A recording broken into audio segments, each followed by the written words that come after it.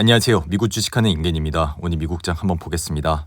구독과 좋아요 부탁해요. 오늘 시장은 페드의 금리 동결 이후 증시는 등락을 거듭하다 혼조세로 마감했고, 연준은 올해 금리 인하 전망치를 두 차례 유지했지만 향후 금리 인하 결정 과정은 그리 간단치 않을 것이라 생각이 드는데요. 이에 파월은 지금 트럼프가 2% 금리 인하를 요구하는 와중에도 기준금리를 동결했고, 지난해 9월 시작된 피벗을 통해 세 차례 연속 금리 인하를 결정한 이후 넉 달 연속 금리를 동결하는 모습을 나타냈습니다. 이에 파월은 기자회견 직후 현 시점에 연준은 정책 조정을 고려하기 전에 경제가 어떻게 전개될지 더 많은 정보를 기다릴 수 있다는 좋은 위치에 있다며, 미국 경제가 여전히 견고하고 인플레이션이 아직까지 재발하지 않는 상황에서 정책을 빠르게 변경하기보다는 신중하게 결정하겠다는 뜻을 내비쳤는데요. 이에 이 같은 발언은 올해 내내 줄곧 들어왔던 내용이라 증시에는 크게 영향을 미치지 않았고, 덩달아 지금은 관세 충격이 인플레이션에 아직 온전히 미치지 못하고 있다고도 말해 이번 기자회견에서 관세 충격이 아직 소비자들에게 온전히 가지 않았다면서 이 같은 현상은 현재 진행형이라고 강조하는 모습까지 보여줬습니다. 이로 인해 파월은 관세가 배급망을 통해 최종적으로 소비자에게 충격을 주는 데는 시간이 걸릴 것이라, 지금 소매점에서 소비자들에게 판매되는 제아들은 관세가 부과되기 전 수개월 전에 수입된 것일 가능성이 높다고 지적했는데요. 이에 파월은 관세 충격 일부가 이제 시작된 것이라며 앞으로 수개월 동안 이 충격이 계속 몰아닥칠 예정이라, 지금 당장은 충격이 크진 않지만 앞으로 본격화될 것이란 예상을 감안할 때 연준의 현 정책 기조는 타당하다고 강조하는 모습을 보여줬는데요. 이에 이러한 사항은 이미 예측된 상황이라 증시에는 크게 영향이 없었다 생각이 들며, 소비자 물가지수 그리고 PPI에서도 나왔듯이 현재 인플레이션은 기존 제아들의 재고 소진으로 인플레이션이 오히려 떨어지는 모습을 보여줬기에 실제 관세로 인한 인플레이션은 다가오는 7월부터 크게 영향을 받을 것이라 생각이 듭니다. 이어 연준은 올해 두 차례 금리 인하를 시사하면서도 동시에 스태그플레이션에 대한 우려도 내비치는 모습을 보여줬는데요. 하지만 이러한 현상은 금리 인하가 계속 진행될수록 꾸준히 나왔던 이슈였기에 생각보다 크게 받아들일 필요가 없다 생각이 들며, 특히나 금리 전망을 나타내는 점도표는 올해 최종 금리를 3.9%로 유지하는 모습을 보여 이러한 예측은 3개월 전 3.9%를 그대로 둔 것이라, 이에 따라 증시 역시 이날은 크게 흔들리는 모습을 보여주진 않았다 생각이 드는데요. 하지만 내년 그리고 내후년 기준금리 전망치를 상향 조정하는 모습을 보여 2026년 최종 금리는 3.6%, 그리고 2007년 최종 금리는 3.4%나 올리는 모습을 보여줬습니다. 이에 따라 지난 3월에는 각각 3.4%, 3.1%였지만 내년과 내후년 최악의 경우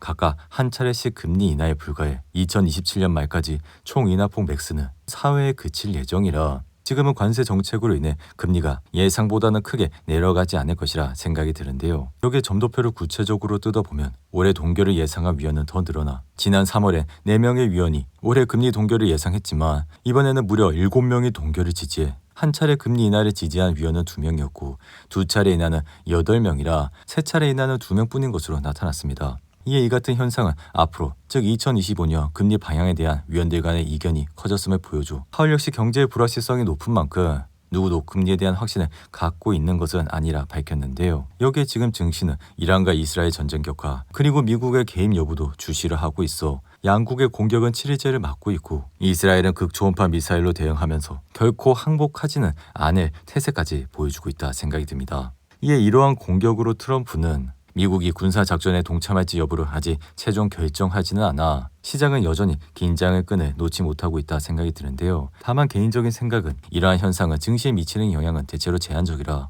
지금 기관과 투자자들은 지정학적 리스크를 무시하려는 경향도 강해 역사적으로도 그러한 반응을 옳았고 지금도 그러한 흐름은 이어지고 있다 생각이 듭니다. 한편 테슬라의 주가는 이날 1% 이상 상승을 하면서 322달러까지 올라왔고 장중한 땐 329달러까지도 치솟아 다시 한번 상승세 흐름을 이어가는 모습을 나타냈는데요. 이에 따라 로보택시 시험 운행이 코앞으로 다가와 이에 대한 기대감으로 테슬라의 주가는 상승세를 보여주고 있고 시총도 다시 1조 91억 달러까지 올라오는 모습을 나타냈습니다. 그럼에도 불구하고 현재 테슬라는 주력인 전기차 판매가 급감하고 있다는 사실을 잊어서는 안 된다는 경고가 나오고 있어 로보택시가 향후 먹거리가 될 것으로 기대를 하고 있지만 서비스 출범 이후 시장의 기대를 저버린다면 다시 한번 테슬라 주가는 흔들릴 가능성이 높다는 경고도 나오고 있는데요. 이에 게런 넬슨은 최근 분석 노트에서 시장의 과도한 기대를 경계했고 넬슨은 22일 로보택시 서비스 출범은 이미 충분히 예상했던 것이라면서 지난해 10월 로보택시 데이에 그랬던 것 같은 팡파레도 없다고 지적하는 모습을 보여줬습니다.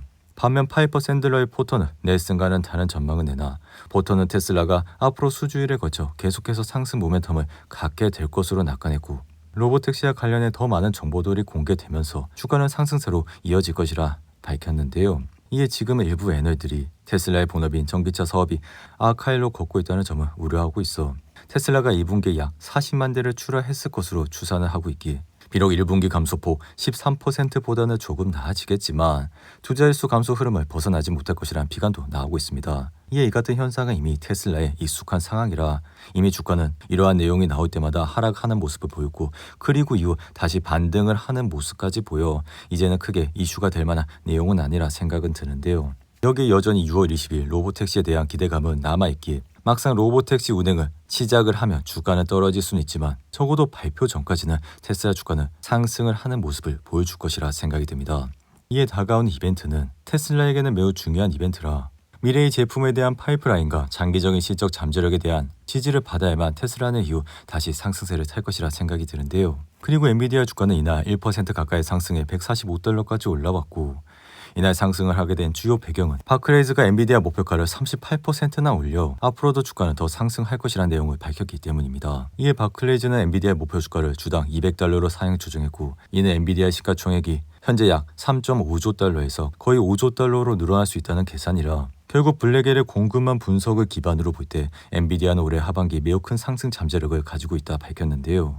이에 지금 엔비디아의 블랙의 플랫폼은 하반기에는 더욱더 탄탄할 예정이라 AI 소프트웨어인 에이전트 AI의 사용은 증가하는 추세고 이것은 결국 AI 가속기 수요가 늘고 있다는 것을 뜻하고 있다 생각이 듭니다. 이에 바클레이스는 엔비디아의 내년 회계 연도에 대한 수익 증가 예측과 분석가의 모델을 기반으로 한 가치평가 배수를 모두 반영해 새로운 목표 주가를 현재보다 38%나 올렸고 이에 지금 엔비디아의 주가는 당연히 6개월 뒤의 모습을 반영하고 있고 내년 1월 컴퓨팅 매출은 10%를 기록할 것이라 사실상 중국 매출 그리고 기존 호퍼 제품군 매출은 0으로 잡아놨기에 이러한 성장세는 꾸준히 이어가고 있다는 것을 뜻하고 있습니다. 아울러 엔비디아는 차세대 블랙의 울트라칩 개발 계획은 순조롭게 진행 중이라 3분기부터는 양산될 예정이고 울트라칩 출시와 블랙의 출하 증가량은 올 하반기 엔비디아의 총 마진도 높일 것이라 전망이 됐는데요. 이에 제프릭스 역시 블랙엘의 주요 수요처인 데이터 센터에 필요한 AI 가속기 수요는 계속 증가하고 있어 블랙엘의 양산이 계속 오르면 올해 남은 기간 엔비디아의 매출 총이익률은 70% 초반에서 목표치인 70% 중반으로 개선될 것으로 예상을 하고 있습니다.